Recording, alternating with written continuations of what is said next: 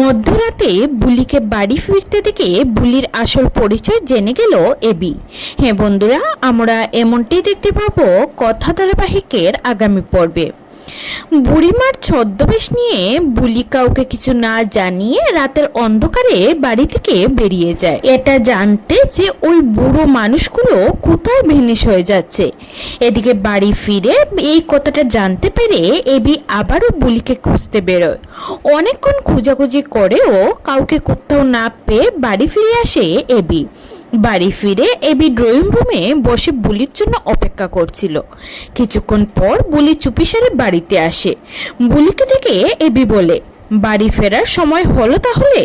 রোজ রাতে বাড়ি থেকে বেরিয়ে যাচ্ছ, বাড়ির কেউ জানে না কোথায় যাচ্ছ, তারপর এই বাড়ি থেকে বেরিয়ে তোমার আসল খেলা শুরু হয়। আমি কিন্তু তোমার শেষবারের মতো জিজ্ঞেস করছি, সত্যি করে বলো তুমি কে? তো বন্ধুরা কি বলবে এবার বুলি, তোমাদের কি মনে হয়?